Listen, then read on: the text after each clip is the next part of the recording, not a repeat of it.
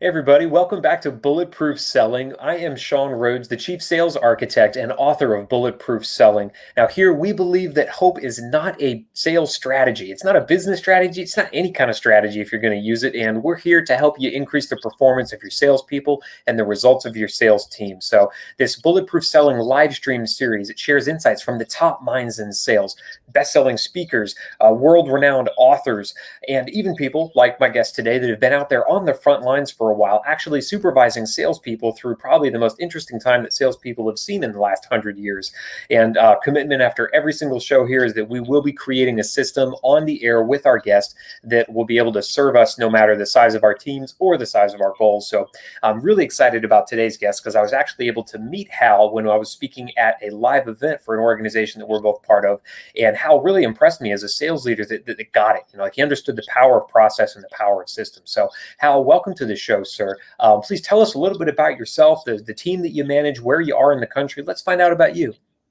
Well, I hope you won't refer to me as a top mind in You are sales. top mind in something. Yeah, no. So my name is Hal Deadwyler. I'm with Mobile Communications America here in Columbia, South Carolina.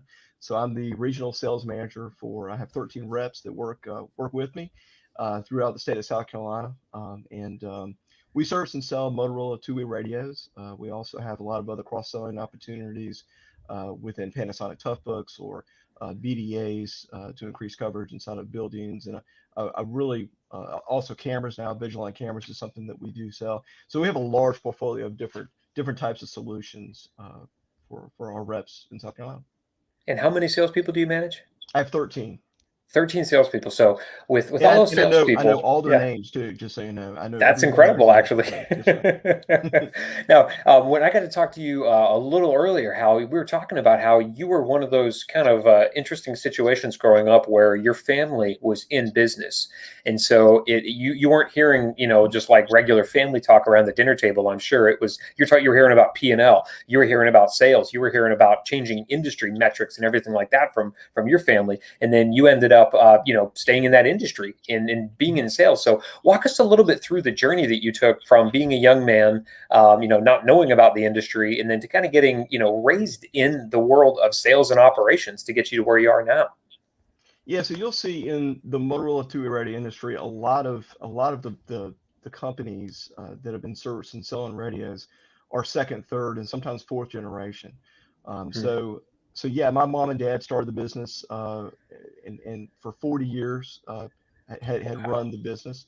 So they started the business out of the back of a van. My dad drove a white Dodge van, and did all the work there on site. They loved him, Wow. but they didn't know that, they thought he just was really nice and wanted to go on site and do the work, but we didn't have a place for them to come. So we literally had a big orange extension cord that stretched out from the apartment where my mom did all the books and handled all that stuff too as well. So they were a great team that put together a great business. And you're right. I grew up sitting around the dinner table every night, hearing about the good, the bad, the ugly, Yeah. some of the challenges they went through. And I guess through osmosis, I kind of digested some of that stuff and ended up making this a part of my life as well. And talk to us a little bit about how you ended up in sales leadership, because there's a lot of folks that are just great at sales, but they're absolutely horrendous as leaders. And you wouldn't be managing 13 salespeople for as long as you have if you weren't gifted at this gig. So talk to us a little bit about the journey where you entered sales and you ended up being a leader in this whole field. Yeah, well, sure. Well, I mean, I worked with my family company for quite some time. Then my dad retired, and then I ended up taking over as a leadership role here with the company. So it used to be called a communication specialist, and Mhm. I pretty much did everything from starting in the Bay, doing installs when I was a teenager, to doing shipping and receiving, and just I kind of learned a lot of from the service side, and really kind of fell in love with sales. I took I remember in high school I took some sales marketing classes, and really it just kind of gravitated towards. It was something that I felt that I could do and be really good at. My dad was pretty much a technical genius, and my mom Hmm. was a genius when it came to running the books and super smart. She chased a penny for 3 weeks until she got those books exactly right. Those are good And bookkeepers to have. yeah, and I wasn't a numbers guy, and I wasn't as technically proficient as my father was, but sales was something that I felt that I could be good at, and I really have enjoyed it. So I took on leadership roles here, and then when we were acquired by Mobilecom, we sold our company, and I, I was the GM here for 1 year, and then I got an Hmm. opportunity to, which was really exciting to be a part of something bigger than just Columbia, South Carolina. I'm a part of the whole state of South Carolina. Um, it's a lot of fun. It really It is. sounds like it. It sounds like it. With the salespeople that you have now, talk to us about what changed in their world because you're in an industry that was really heavily based on being able to go to the prospect's job site, being able to shake hands, being able to see it firsthand, and really network in the community. And then COVID-19 happens in 2020. Talk to us about how that shifted the way that your salespeople then had to operate, and we can get into what they were doing to adapt to that here in just a second. But I'd love to know how did that affect your industry and the salespeople you manage. It completely changed our whole way of life. I mean, I felt um, I'm very, very lucky. The folks that I get the opportunity to work with that sell radios and equipment through us are professionals, and they're mature, and they are just really, really good people. And I'm very, very lucky to be the opportunity to work with them. But it really changed their entire life when it came to Hmm. what they do for a living. I mean, they changed everybody's life, but it really changed they had to work differently. And like I said, they had to adapt. But I mean, there was some moments where we were just I felt more like a counselor at times because Hmm. it was tough, and they were, and I had some of the same concerns and stuff too. So we just had to collaborate and find a way that how we can be better servicing our customers and let them know that we're there for them and show a lot of like empathy and Hmm. compassion for them because I mean none of our customers wanted to say, hey, I can't see you. Right. I mean, and that was something that we used to be just walk in the door and shake hands, and we're very friendly and we have good relationships with our customers, and that's what a lot of our sales are based on is these relationships. And when you can't, be a part of that, it was definitely challenging. And when you saw it's always over the course of a year, you find the people that are really well at adapting to new situations.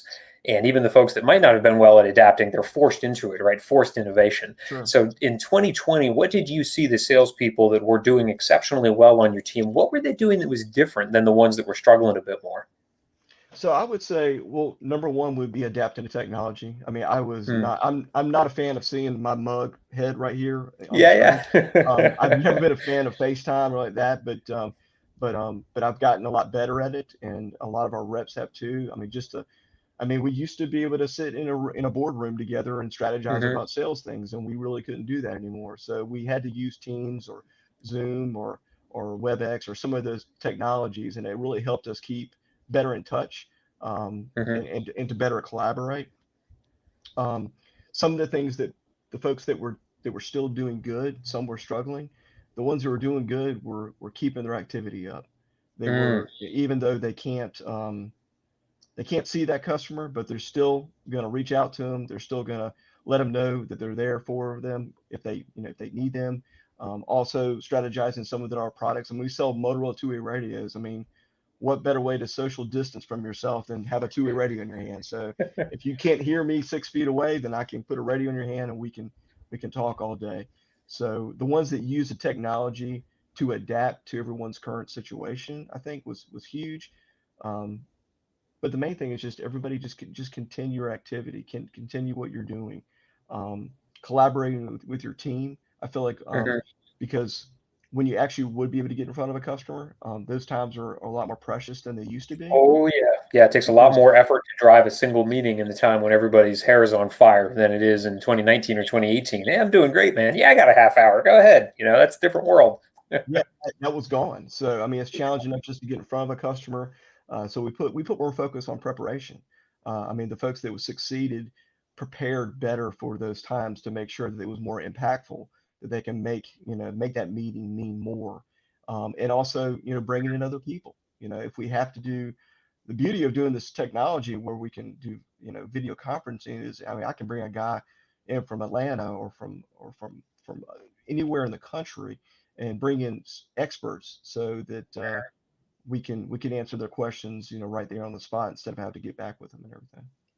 And let's talk about collaboration. You mentioned it a few times, and I know that you strongly believe in leveraging technology to collaborate. So I know you and I have chatted about, the value that CRMs have on your team, the ability for you as a sales leader to be able to look at the CRM, see the activity, make sure that your people are doing, the leading indicators of success, keeping their activity levels up, but then also on the tail end, using your CRM also as a tool to help everybody get better. So I'd love to hear about how you found some interesting ways to use, any piece of technology. If CRM comes first to mind, go ahead. But how you were able to leverage tech in this virtual world to help your team collaborate better, not just with your customers, because that's important. But you've mentioned various times that hey, it's the 13 people I have, they need to collaborate with one another. They need to share what's going on, what's working. So I'd love to hear about how you were able to help encourage that in a time when we're all just working from home. Yeah. So um, we use our CRM. I mean, it's a very important step to not only um, document those conversations and document what you're doing and where you're positioned, but it's also a very, very good communication tool. I like to think that they all like me enough, but those times where I can pull up their information and not have to not have to I bug. have to hound them on the phone, right? Yeah. Exactly. I mean, they know when I do call them hounding, that's when I'm reviewing the CRM, because it's a huge tool for us to use for forecasting. So Hmm. so we're really using I'm using CRM for forecasting. Every week, every 2 weeks, we have calls that we collaborate together and talk about what's forecasted, so we have a better expectation of what's coming down the pipe, and also to make sure that everybody has enough stuff in their pipe. Because Yeah, there's and let's talk about that because that's critical, and at a time when it takes it takes many more touches to drive that conversation. Yeah. Where if I have so many deals, closest to becoming actual customers, that's a great thing to be able to forecast. But then I also need to be able to say, well, if I need to keep 10 in that stage of my business model every week, people that have proposals out or whatever that looks like, that may mean 100 conversations that I need to be having this week to keep those people fresh, right? To keep replacing the ones that do become customers, to keep my pipeline movement up. So talk to us a little bit about how you use your CRM to forecast sales, because for enterprise level organizations, they've been doing this for a while. But if people are just, listening to this right now and they're like, I got a CRM, but maybe I'm not using it for that. How do you begin to use your CRM to forecast sales or to help your salespeople do that? So the two biggest things in there, I mean, we can, because we sell so many different products. I mean, we have a large product line. Number one, it will actually we can sort it by which type of product that we're selling. So if we want to know just the PCR two-way radio sales, we can pull up just those. If we Hmm. want to know about camera opportunities or Panasonic or MSAs, things like that, we can sort it by that. So that's good to prioritize, because we can also share that information with our vendors. Hmm.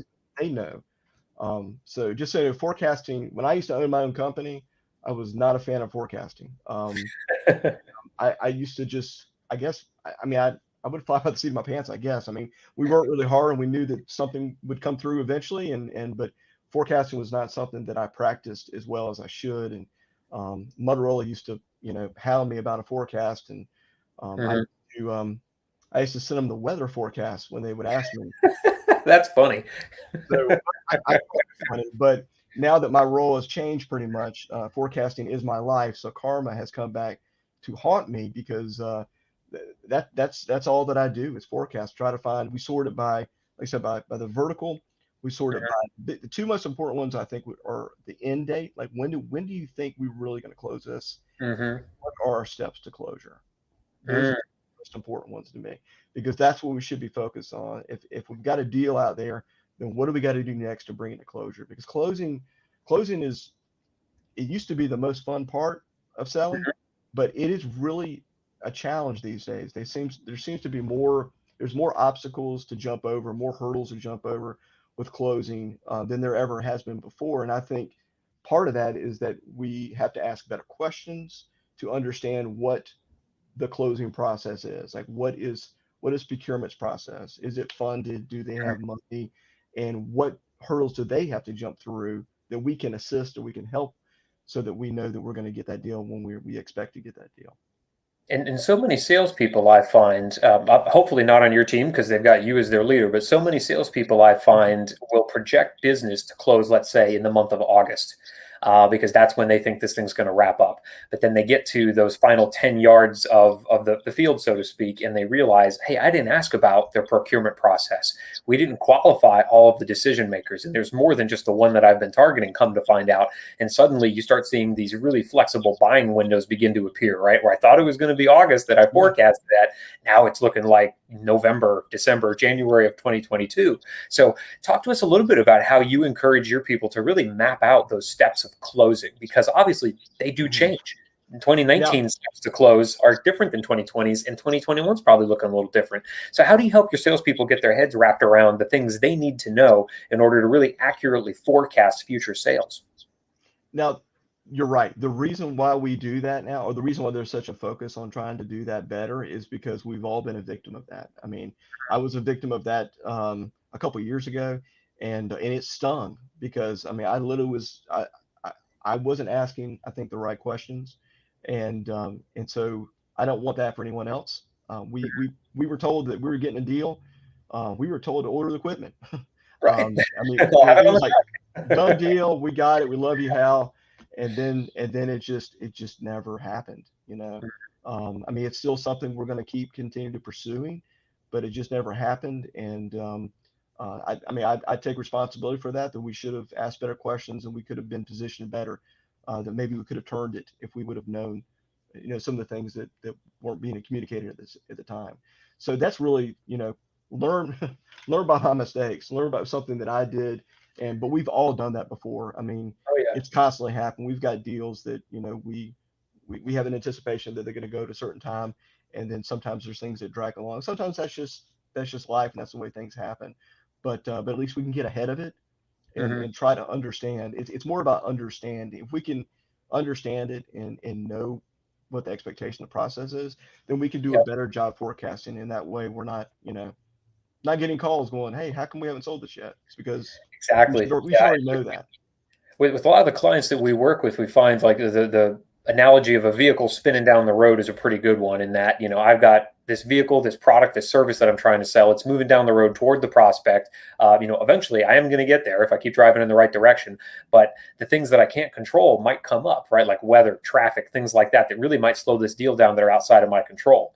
But I need to then take a look at what are the things that I can control. I can control, making sure the car's running, at top speed, making sure the oil's changed, tires are good, all the things that I can control. I need to have my eyes, my ears, my hands on that because there are so many unknowns that can enter the picture. So why lose a deal to something that we could have known ahead of time or that we should have known to Okay. ask? Because it's, there's really nothing new in this world that we're in, right? People are they've been buying the same thing for a long time. Technology is going to change, but if I didn't qualify the procurement process, I guarantee I'm not the first person in the history of your company that made that mistake. You know what I mean? You Yeah. made the mistake coming up. Somebody else has made the mistake. So it's something that we can always be talking about and sharing. So this is a really good sales system, I think, to dive into because something we haven't covered yet and something that I know is going to help a lot of the people across the MSS world. So we're going to make sure that we share this recording with them. Let's walk through building a system around the things that we need to know in order to really map out the closing steps of a deal. And just to give people some insight into your business model, you often do go through procurement, budgeting. These are multi-year contracts. You're dealing a lot with a lot of public, safety departments, utilities, things like that, right? It's a very complicated buying process. It's rarely just one person saying, "Yeah, that looks good. I'll sign the check and get it over to you." It's usually a longer process. So if we use this acronym TRIM because we're trimming hope away from our sales strategy, the first T in this is going to be trigger. So, what point, if we have that map built of the things we need to know, and we'll get to that in a minute, but we need to know where does this system come into play? If a person gets a deal close enough to closing, where is the point where you want to make sure they have all of the information lined up, all their ducks in a row? Does that happen when they identify the procurement department decision maker? Does it happen when the proposal is issued? How does that work in your business model when you really need to know we need to have these pieces of information locked in? Where is that in the sales cycle? So typically, I mean, there's one thing you need to know in the very, very beginning before you even attempt to quote something, and that is to make sure, hey, we're coming to show you a bunch of great stuff that can make your life better and make you more efficient, but is it budgeted? Do you have money to spend? Right. And sometimes people were scared to ask that question, but you really do need to ask that question. Like, yeah, and sometimes it's not funded, but and that's part of the process too. Where like we had a really great project that we're wrapping up right now, and it's been a full year process. At this time last year, we were just getting budgetary numbers and just trying to Mhm. get some expectations. So I would say the first thing is understand, like, is it budgeted and when will it be budgeted, or when can it be budgeted? Because it might be just something that we have to get some numbers for next October or even next year when So the is, buying is cycle is kicks is in. a trigger then we're in a buying window, which we might have Mhm, ascertained mhm. last year or 5 years ago. So the trigger for you, and please correct me if I'm wrong here, is it that we know these people are now opening their eyes, their ears for contract bids because they have it budgeted, they're getting ready to spend money. We need to be at the front of the line with the best product or service. Is that when this closing cycle tends to happen for you? I would think so because in my eyes, if you're not leading it, if you're just another guy putting in a bid, Right. You got a then problem. Yeah. so so we need to be leading these projects. We need to be the one that's influencing, if it is a bid process, to help influence how that bid process goes, or how Hmm. they're, or even just how they're evaluating it. So that because a procurement person is looking at writing a check and they want to write the shortest, least expensive check. Right. So if there's things that matter in that dollar amount, we need to justify them, definitely. Love it, love it. So we're inside that buying window. We're controlling the procurement process, if at all possible. And when Mhm. what I mean by that, in case anybody's listening, they're like, "How do you control a procurement process?" Means you're working with the people inside that department. You're working with your decision makers to help define what success looks like Mhm. so that ideally your product or service or both end up as that thing that they want to buy because nobody else could possibly measure up. So you're helping them set the stage by saying, well, Mr. or Miss Decision Maker, here are the things you need to know ahead of time about purchasing this, about making sure you're getting great value. All those things need to be set up ahead of time. That's how you can nudge the procurement process in the direction that you want it to go. But for our purposes here, this trigger we can use, they're inside their buying window. They have been qualified for budget. So that's the T part of it. Now we're going to move into the R, which is making this thing repeatable. Because I want you to be able to use it across all 13 of your salespeople, and of course, anybody listening to manage that out across a large team as well. Mhm. So, how would you make sure that your salespeople are doing the same things consistently across every deal that is in this stage of its buying cycle? Does that look like a checklist inside your CRM? Is this something you bring up at your weekly meeting with your team, with MS Teams or Zoom? How do you make sure that your people are executing the same consistent steps so you don't end up at the tail end of August and be like, oh, we just forgot to ask that, so now we have to push our Mhm. projected Mhm. close date a little further out? How do you make sure this is repeatable for your team? Oh, that's very important. To have a repeatable checklist, like you said, is a great idea. Some some might not fit all of it because sometimes your customer deals are they're all different and very very unique. Um, but once we get past a quoting process, that's what's most important. In our CRM, we write steps to closure. This is a field that needs to be updated every time you're going in there. So if your steps to closure is to get the first meeting right now, you get the first meeting, Mhm.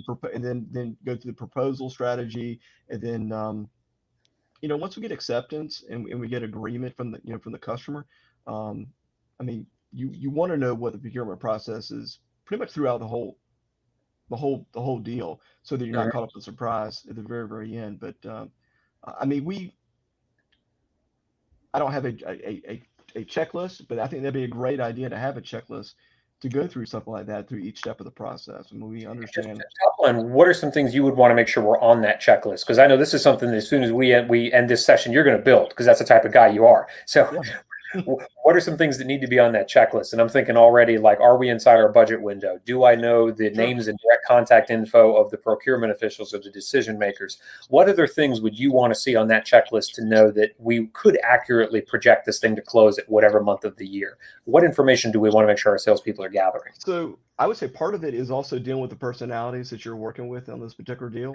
I mean, you're going to have influencers, you're going to have decision makers, you're always going to have that one guy who's going to be, the stickler, and you're going to try to, Yeah. like, keep you off guard pretty much. You always have that one. So you need to identify that one. And if you Mhm. have any negative influences, I mean, I think that's one of the most important things. Because a lot of people, hey, I sent a quote and he loves it. He's going to buy it, you know. Um, but you need to look for the negative stuff too, because Mm. because you're only paying attention to the positive reinforcement, but there may be some negative reasons why they're not going to buy from you. It could be competition. It could be a different technology. It could be a bunch of things. It could be that the guy just doesn't like you. I mean, Right. but you really do need to understand the negative stuff and at least identify that so that you can overcome it.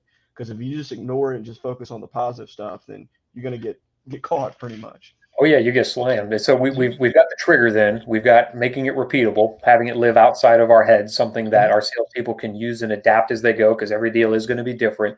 Now the I in trim is making it improvable. And so immediately out of the top of my mind, I'm thinking, if I want to make sure this thing works and improve it, I want to track for the deals that we used this process on, did they close around the time that we projected those deals were going to close? Because then we'll know, is this a good thing? What are we missing? How else would you make this thing improvable so that, at the end of the quarter, you could take a look at it and say, yeah, that worked, but that part of it didn't. We can make that part better. Yeah, I think that's great to look at your end window, your forecasting, and that's something we all need to work better at to improve. I think that's a great idea to evaluate your your closing date. Did you get it when you thought you might get it? Right, And right. also look for those things that maybe you missed. In the very There was end. always going to be those. I mean, there could have been a question that you could have asked to make sure that we got to get them in the right product. I mean, Right. we've got solutions for all kinds of different. I mean, some of our customers don't need some of the features that we can offer, but unless we don't ask those questions, we'll never know. You know, Hmm. we can't we can't make their mind up for them. We know what we Right. want to sell, but we got to do we have to find a way to give them the opportunity to say yes or to say no to different Hmm. types of features or maybe a different type of product that might be a better fit to them. Right, right. And that comes through discovery, comes through knowing about them and really taking care of the front end of this process, right? Mapping out, here are the things we need to know going into this conversation to make sure that we get them. And you mentioned beautifully kind of next steps to close. In my world and with my clients, we call those micro objectives. So there might be 24 micro objectives along the sales cycle. And we may not be able to close a deal on every call, but if I can just get one more of those questions answered that gets me closer to close, as you mentioned, then Absolutely. that's a successful call, Hmm. even if I can't close it today. I know one more thing than I did yesterday. And that puts me ahead of most of my competitors who are just trying to wing it, hoping that they get the person at the right place at the right time and are able to offer something at the right budget. So we've made this thing actually have a trigger, which is great. It's repeatable, it's improvable. Now, the really magical piece of this is how are we going to measure it? And usually, measurement, when we think about implementing a process or a system on a sales team, it looks one of two ways or both. It's one, we need to measure implementation, right? If my salespeople aren't using this, then I can't measure on whether it actually worked. Because if they continue to press their forecasted buying windows out and they're not using what I've provided to them, then I can't judge the success of the system. But the other piece of it is it getting us the results we want? Is it actually allowing us to sell more, to upsell, to downsell, to cross sell, to leverage higher margin across our product? Because we're taking the time to find out things that maybe only one or two of our salespeople are doing. So how would you make sure that this thing is actually measurable across your team, both from an implementation standpoint and from hey, is it getting us those bottom line results? I would say the most important measure of that is the customer happy with what I like happened? Because I mean we can sell something and we've all bought something and then I'm never going to buy from them again, or I mean, will the customer, number one, will he buy again from you? that. Will he tell everybody, everybody he knows how great you are, and so that you can get some referrals and things like that. So, I mean, I think customer satisfaction or how they feel is way more important than how we feel about making a sale or getting a deal. And as long as they're happy in the process, I mean, face it, we all work because we have to support our families and we want to do a great job and um, but I mean we don't do it for free. We do it to make a Yeah, paycheck, yeah, make basically. the lights on. So, but Yeah. that the customer is not going to care much about your paycheck. What he cares about is his bottom line and how it affected him. So, we all give each other high fives when we close big deals and feel successful about it. But it'll make so much more meaning if all those big sales that you make, and even the little ones, if they turn into referrals and they Yeah. turn into a relationship that you're going to be able to sell to that guy for years and years and years to come. Because we don't want to just sell you a piece of equipment and move on. We want to be your communications consultant. We want to be there for you as products change, and when that product gets old and needs to be replaced, we want to get you into a new, better one with better features and technology and things like that. So it's So about this is just brilliant. Not only measure the implementation of it, not only measure did it actually help us achieve our bottom line results, but did it win us a customer for life? absolutely, because that's the goal. I mean, that's what you want to do. I mean, you we want to keep our customers, and like I said, it's harder and harder to get in the door with new customers today. So we got to take the ones we have and make the most of those. That's amazing. So I want to make sure that people are able to actually go out and use this. I know you and I, Hal, we could talk all day about sales and process and stuff, but Hal and I actually got to meet the first time in person because he was fulfilling one of the most critical roles that any professional speaker has, and that is he was the AV and the sound guy at the event that I was speaking at. So in addition to being a sales leader, he also raises his hand and volunteers to help his professional association out with their events. And so I know, Hal, one of the reasons you're so good on camera now, even though you don't claim to be, is because hey, you all over the Southeast now are, and all over the North for that matter, are running a DJ business, weddings, events, all that kind of cool stuff. So as we get ready to wrap this up here, and I want to make sure that I get that sales system out to as many people as possible, because what you and I built today is brilliant.